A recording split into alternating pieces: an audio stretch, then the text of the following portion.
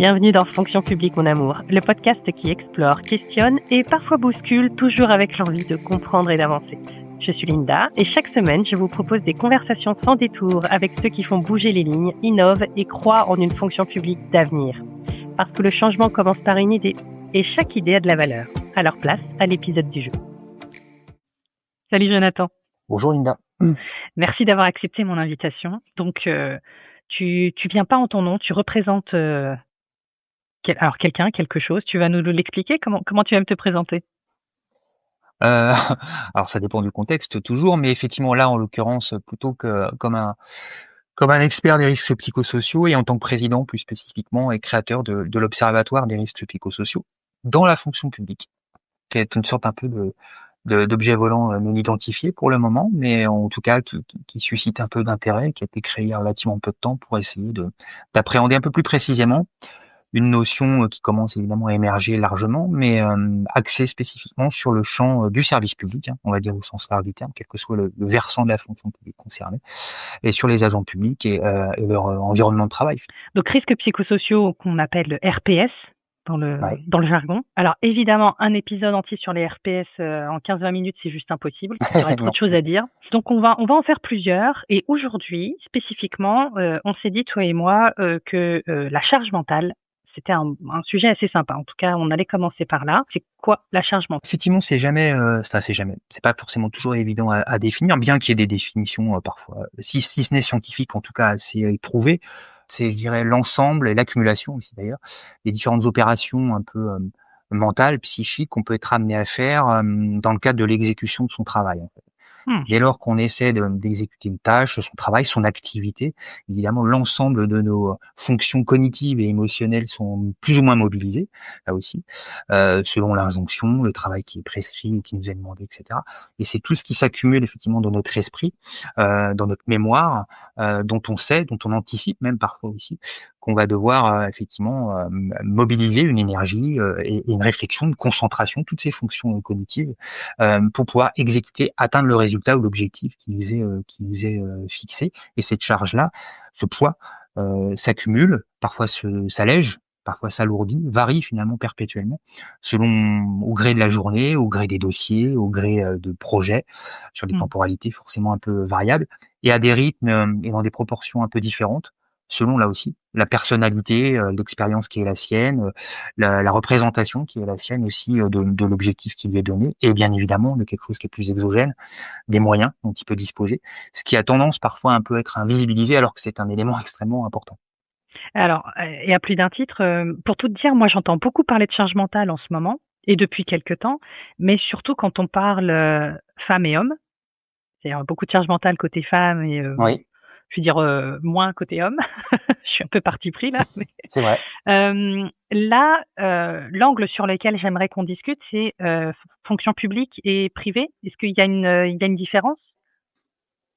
Oui, je pense. Alors c'est vrai que c'est toujours difficile de se prononcer là-dessus parce que ça peut être interprété de différentes manières et l'idée, en tout cas la mienne, n'est pas du tout de hiérarchiser ou d'opposer les deux. Je pense qu'en réalité, il y a des mécanismes humains, fonctionnels liés au travail, on va dire quel qu'il soit, quelle que soit la nature de l'activité, qui sont les mêmes. Donc en réalité, la charge est toujours, en tout cas existe, qu'on soit fonctionnaire ou salarié, évidemment. L'organisation est le facteur essentiel ou ce qui fait éventuellement évoluer ou nous amène à penser que la charge est supérieure à certains moments. Tu l'as dit aussi tout à l'heure, évidemment la vie privée joue un rôle et tout ce que vous vivez à côté évidemment ne peut pas être exclu ou occulté dans l'accumulation, en tout cas la charge mentale au sens large du terme. Les frontières sont tout à fait poreuses et donc ça pèse aussi forcément à un moment ou à un autre. Dans l'anticipation d'ailleurs d'un certain nombre de choses quant à notre capacité à le faire, à le réaliser, quand on sait qu'on a d'autres contraintes personnelles ou un horaire de départ pour une contrainte familiale, etc. Nécessaire. Forcément, tout ça s'accumule et participe de la charge dans son ensemble, qu'on soit salarié du privé ou agent public. Moi, j'ai tendance à penser qu'il y a malgré tout quelques spécificités qui ont à voir évidemment avec la nature même de l'activité, peut-être le rapport que les agents publics, pour certains d'entre eux, ont à leur travail. Ouais. L'idée d'intérêt, la notion d'intérêt général, la notion de dévouement, la notion parfois même très clairement dans certains métiers bien particuliers d'enjeux, où il peut parfois s'agir d'éducation ou de vie ou de mort pour pour certains. Oui. Et là, forcément, la charge de mon point de vue psychologique est, à mon avis, peut-être un peu différente, voire un peu supérieure. Voilà, et le rapport au travail qui peut même parfois être carrément sacrificiel pour certains, m'amène à penser que sur certains métiers bien particuliers, et on existe peut-être d'ailleurs dans le secteur privé, mais pour ceux que je connais dans le service public, à mon avis, est assez importante en raison de ces différents facteurs un peu spécifiques. C'est intéressant ce que tu dis. Donc, si je reprends avec mes mots, la nature même de la fonction publique, donc avec ses valeurs qui sont l'intérêt général, qui sont la solidarité, l'engagement, etc., font que par essence, les humains qui y travaillent, je vais le dire comme ça, sont dépositaires d'une, ou en tout cas se chargent mentalement presque. En fait, j'allais dire eux-mêmes, mais en fait non, c'est l'organisation, c'est l'administration c'est structurel en fait, cette histoire de charge mentale et donc de porosité vie privée, vie pro. Oui, alors, je pense qu'effectivement, il y a une grande part, c'est très difficile à évaluer très précisément et je m'aventurerai pas à définir des proportions. Je pense qu'il y a une part structurelle et je pense que là, pour le coup, quand on parle des problématiques de risques psychosociaux, c'est pour partie ou pour grande partie lié à la structure et donc à l'organisation. Mais effectivement, il y a de fait, et ça renvoie un peu à ce que je disais tout à l'heure sur le rapport au travail, il y a aussi le fait que la nature de ce genre d'activité, d'intérêt général, de vocation presque parfois, Mmh. hem, comment dire? Hem, induit une charge un peu supérieure que l'agent lui-même peut se mettre. C'est-à-dire qu'il y a quand même l'idée d'être parfait, de ne mettre personne en danger, de faire le meilleur travail possible, de trouver une solution quoi qu'il en coûte.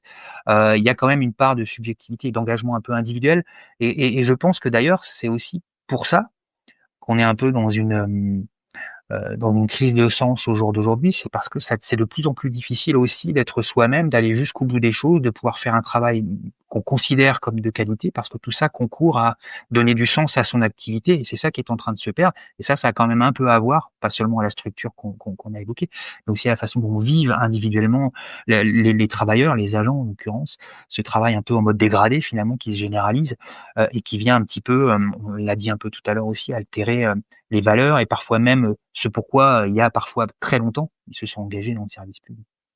Je t'ai dit, avant de commencer l'épisode que j'avais, 2-3 questions poil à gratter, donc là, évidemment, je vais la Mmh. sortir. Là, on entend beaucoup parler de, toujours trop de fonctionnaires, en tout cas, il faut diminuer. Moi, Ouais. j'entends derrière ça, finalement, que le système repose toujours aussi, parce qu'il y a pas que l'humain, il y a aussi les ressources financières, hein, mais, on doit faire Mmh. toujours plus avec moins. Mmh. Est-ce qu'on peut sérieusement, espérer améliorer la santé mentale des agents quand on est dans ce discours-là? Voilà. Alors c'est une très bonne question que je me pose tous les jours et je pense que beaucoup d'agents publics se posent tous les jours pour savoir s'ils continuent ou continuent pas, hein, très, très Mmh. concrètement. Je pense qu'au jour d'aujourd'hui, le comment dire, désamour dont on nous parle, le manque d'attractivité à avoir avec ça, à avoir avec l'idée Bah, oui. qu'effectivement on n'est pas forcément très bien traité et que les perspectives d'évolution et la vision, quelque part un peu politique qui est portée, est pas forcément, très, très réjouissante. Heu, Pas seulement par rapport aux moyens qui diminuent, la logique d'efficience, et cetera, de meilleure utilisation des évidemment, et d'ailleurs tout le monde y souscrit, je pense, y compris à l'intérieur même, mais il y a des limites et je pense que ces limites ont été passées pour beaucoup de métiers ou beaucoup de versants. Je pense à l'hôpital il y a longtemps, l'éducation nationale de plus en Ouais. plus.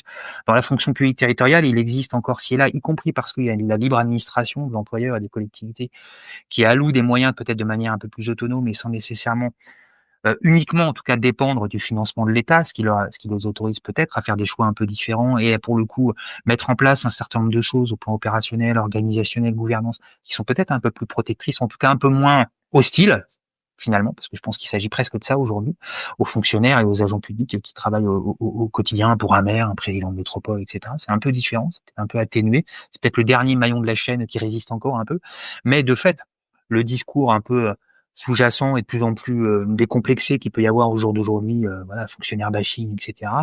L'idée que ce sont tous des feignants ou des oisifs ou des profiteurs du système ou toujours absents aussi, et ça arrive Mmh. désormais, évidemment concourt à la démotivation, au désengagement, à la crainte aussi pour son avenir quand on vient d'y entrer ou quand on a encore et de plus en plus longtemps une carrière à faire, etc. On s'interroge forcément effectivement à comment on va pouvoir mener un peu son travail, continuer à faire son travail correctement, avant toute chose au bénéfice des gens et pas du système. Évidemment que tout le monde se pose la question. Donc est-ce qu'on peut espérer effectivement, comment dire, heu, protéger la santé mentale des agents publics, je suis assez circonspect. Si je me suis, et je suis pas le seul, si aussi cette question, aussi bien politique qu'administrative, au niveau de la gestion des ressources humaines, des risques psychosociaux, mais plus largement de la protection de la santé des agents et notamment la santé mentale en l'occurrence, arrive de plus en plus, en tout cas de plus en plus évoqué et traité quand même heureusement, c'est parce qu'il y a un vrai enjeu, un vrai sujet et que ça devient presque dangereux pour trop de fonctionnaires que de continuer à s'investir et se surengager pour compenser un système qui est un peu malade au jour d'aujourd'hui, malade de ses choix, malade de son idéologie, je pense aussi, quant au fait qu'il y aurait encore beaucoup de marge de manœuvre, notamment financière et humaine, dans toute la fonction publique. C'est de mon point de vue extrêmement inepte au jour d'aujourd'hui. Je pense que beaucoup d'organisations publiques au jour d'aujourd'hui sont exsangues en réalité. Et donc de fait, beaucoup de gens continuent de résister avec les risques psychosociaux qui vont avec, mais le font à leur corps défendant et presque malgré, je dirais, la pression de toutes sortes qui peut leur être faite. Donc je suis assez pas pessimiste, mais il va falloir se serrer les coudes, quoi. Ouais. Ouais. Et alors du coup, il y a sur l'aspect solution maintenant, il y a des facteurs qui peuvent être aggravants ou au contraire qui peuvent être aidants. Enfin, c'est quoi les leviers pour lesquels sur lesquels Oui, agir? bien sûr. Heureusement, dans toute forme d'organisation, de collectif, qu'elle soit grande, que ce soit à l'échelle de la structure ou à l'échelle d'une équipe, par exemple, ça peut être même à partir d'un binôme d'ailleurs. Évidemment, il y a des facteurs aggravants, des facteurs protecteurs. Euh, dans la structure, il y a, et tu l'as dit un peu tout à l'heure, je crois, autre chose qui ont quand même à voir, non seulement avec la structure, mais peut-être aussi et surtout avec le management, le mode de management, aussi bien sur le plan, et ça renvoie un peu à ce que j'ai pas dit tout à l'heure forcément, mais l'idée de charge mentale est nourrie aussi et provient beaucoup des différentes charges de travail, la charge de travail qui est prescrite par l'organisation, par le chef, par voilà, le top management ou même le management intermédiaire, la charge, comment dire, réelle, qui est tout ce qu'implique comme tâche réelle pour atteindre les objectifs et les demandes qui nous aient été faites par le travail prescrit et qui sont forcément un peu plus complexes et un peu plus subtiles, mobilisent nécessairement plus de ressources qu'on peut l'imaginer quand on est chef et qu'on assigne une tâche à quelqu'un en réalité. Et puis la charge, et là on touche du doigt la charge mentale, la charge vécue, telle qu'elle est vécue, ressentie par l'agent à qui on confie une tâche, en fonction de qui il est, en fonction de l'équipe, le soutien dont il bénéficie, en fonction du contexte, en fonction des moyens qu'on lui donne, du temps qu'on lui donne pour faire cette tâche-là ou cette activité-là, des délais, évidemment, et ce qui parfois manque, bizarrement, ou de mon point de vue, moi qui m'étonne toujours un peu, dans les délégations ou les tâches managériales qui peuvent être confiées à des équipes au jour d'aujourd'hui, même ça disparaît. En fait. On ne parle plus des moyens, on ne parle plus voilà, et on considère que ça doit être fait dans tel ou tel délai, parfois et souvent même assez irréaliste ou peu raisonnable. Et c'est comme ça. Et si on n'y est pas, on est sanctionné d'une manière ou d'une autre, pas forcément administrativement, techniquement, Oui. mais par le système. Donc ça, ça pèse beaucoup, je pense, dans la charge mentale que j'assimile d'assez près à la charge vécue par les agents sur le terrain. Néanmoins, là-dedans, et c'est pour ça que j'évoquais, il y a des managers qui évidemment font tout ça très très bien, que j'appelle la régulation, qui font des choix, qui filtrent, qui ne recourent pas que à la compensation, qui se substituent dans certaines proportions, un petit peu pendant un certain temps, parce que c'est pas le modèle souhaitable, mais ça peut être finalement une réponse à certains moments, de se relever un peu les manches. Il y a l'idée aussi d'être dans le dialogue, dans l'écoute, de justement négocier parfois la tâche, l'objectif et les moyens dont la personne peut disposer en fonction de contraintes qu'on n'a pas forcément en tête en tant que manager. Évidemment, ou qu'on sous-estime parfois, souvent. Voilà. Et puis, sur le plan collectif, sur le plan du fonctionnement plus horizontal de l'organisation, évidemment, le soutien, ce qu'on appelle le soutien social ou le soutien socio-organisationnel, c'est évidemment la solidarité qui se met en place entre ceux qui restent quand il y a des absents, quand il y a des coups de mou, des rushs, etc. Et donc, les interactions, les relations, les rapports sociaux, comme on dit dans les facteurs de risque psychosociaux, qui sont très importants et qui, s'ils sont bien alimentés, bien nourris, faits en bonne intelligence entre des équipes solidaires, évidemment, concourent un petit peu à, sinon améliorer tout, en tout cas à atténuer un petit peu les effets effectivement de ce système parfois un peu toxique, ou en tout cas un peu délétère. Donc ce sont des facteurs effectivement protecteurs. Puis à l'inverse, aggravant quand on a effectivement beaucoup d'injonctions qui sont faites sans aucun espace de dialogue possible, sans aucune réunion. On parle vraiment du travail concret, travail opérationnel, etc. Et on décrète en effet, et dans l'administration des très friands de ce genre de choses, où on assigne des tâches et des dossiers, etc. souvent de manière très très formelle, très officielle, avec des notes, des circulaires, tout ce que vous voulez. Dans la haute fonction publique, c'est comme ça. Et point barre. Voilà, et on se revoit dans 6 mois. Et ça, de mon point de vue, est aggravant, en tout cas, concourt probablement à dégrader justement ou en tout cas augmenter la charge mentale que beaucoup d'entre nous peuvent ressentir. Oui, oui. T'as constaté, enfin, il existe des administrations, enfin, je veux croire que oui, mais est-ce que tu les connais, des administrations qui ont mis en place des dispositifs efficaces pour réduire la charge mentale, en l'occurrence, ou ses impacts? Oui, oui, il y en a. Alors, je m'aventurerai pas là non plus à citer des noms des employeurs ou des collectivités. Si on parle de fonction publique territoriale en particulier, il y en a. Il y en a qui sont très presque visionnaires, mais parce qu'elles ont commencé aussi à se pencher sur le sujet il y a longtemps. Il y a D'accord. souvent plus de 10 ans. Donc forcément, l'impact est moindre et elles sont un peu plus matures et de fait, tous les effets dont je parle, pour ceux qui sont les plus nocifs en tout cas, sont forcément atténués ou voire même, je dirais, annihiler ou inhiber en tout cas. Donc oui, il y en a. Par contre, ça passe évidemment par une réflexion, par un portage politique, par des moyens dédiés, des compétences pluridisciplinaires. On est dans des champs où évidemment, quand vous avez des professionnels santé au travail, médecins du travail, ergonomes, psychologues du travail, etc., qui travaillent collectivement, intelligemment et avec une ligne directrice politique claire et les moyens qui vont avec, permettent évidemment de mettre en place un certain nombre de modalités, aussi bien organisationnelles, managériales que plus opérationnelles, qui protègent les agents des choses très simples, où je parlais un peu de réunion, la façon dont vous animez, dont vous construisez le contenu et les décisions de certaines réunions, axé et centré sur le vrai travail, ce que j'appelle moi le vrai travail, pas celui qu'on pense dans les hautes sphères ou dans les bureaux, et déjà un espace où déjà vous libérez la parole, où déjà vous posez des choses, où déjà vous vous faites entendre, et où déjà aussi parfois même vous pouvez formuler des débuts de réponse très très concrètes. Donc Mmh. ça, ce sont aussi bien sur le plan émotionnel que je dirais administratif ou technique, vous construisez des choses où en plus vous avez le sentiment d'être associé, d'être impliqué, où vous êtes acteur et pas seulement effectivement la cible d'injonctions de plus en plus paradoxales, voire contradictoires. Mmh. Donc oui, il y en Hem, a, heureusement. ouais, ouais, heureusement, oui, comme tu dis.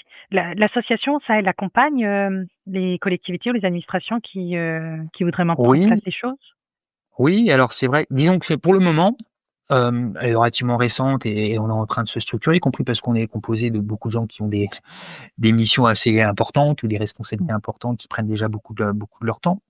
Mais oui, en fait, la vocation, une des vocations ou un des objets de l'association est aussi alors d'accompagner via des choses très classiques, peut-être avec une approche et une éthique pour le coup un peu différente de cabinets de conseil privés, davantage de davantage de proximité, donc davantage de, j'allais presque dire de connivence. C'est peut-être pas le terme Mmh. parce que voilà, il faut éviter effectivement les conflits d'intérêts et tout ce qui va avec, mais implique, de mon point de vue, une approche un peu moins orthodoxe ou un peu moins axée sur la technique qu'au jour d'aujourd'hui. Si jamais on veut poursuivre cette conversation avec toi ou rentrer en contact avec toi, comment est-ce qu'on fait? Alors aujourd'hui, alors j'essaie autant que possible de scinder mon activité principale à la ville de Marseille et à l'observatoire des RPS pour des questions, y compris d'ailleurs d'éthique, de conflit d'intérêts, et cetera. Bref, puisque je travaille sur le champ de la qualité de vie et des conditions de travail et des RPS en particulier. Mais effectivement, et c'est pour ça que pour le moment le canal prioritaire, pas exclusif, mais prioritaire, hein, pour essayer de tenir ce cap justement, c'est LinkedIn. C'est LinkedIn OK. où effectivement on a la page qui va bien, on n'a pas loin de 8 000 suiveurs désormais et puis, effectivement, alors on publie un peu moins en ce moment, mais parce qu'on travaille justement sur un accompagnement et sur une enquête un peu plus qualitative d'un dossier sur le sens justement au travail, pour aller un petit peu plus loin et surtout à essayer de faire un peu plus parler les données, parce qu'on a beaucoup de données aujourd'hui et c'est très important, hein, voilà. On veille nous à ce que ça ne soit pas l'alpha et l'oméga comme de plus en plus souvent, mais c'est un élément incontournable qu'on essaie justement un peu d'interpréter de manière un peu plus qualitative pour essayer justement peut-être d'ouvrir de nouvelles perspectives de travaux ou de recherche sur la question des risques psychosociaux en général et spécifiquement dans la fonction publique, parce que évidemment le paradigme tel qu'il est en train d'évoluer est un petit peu anxiogène. C'est ça. À suivre donc. Merci beaucoup, Jonathan. Merci. Voilà, un regard de plus sur la fonction publique d'aujourd'hui. Si cet épisode vous inspirait, alors il a rempli son rôle. Parce que ce que l'on retient et ce que l'on transmet, ça a du sens. Et ce qui a du sens a de la valeur. Partagez, abonnez-vous. Merci d'être là et on se retrouve bientôt.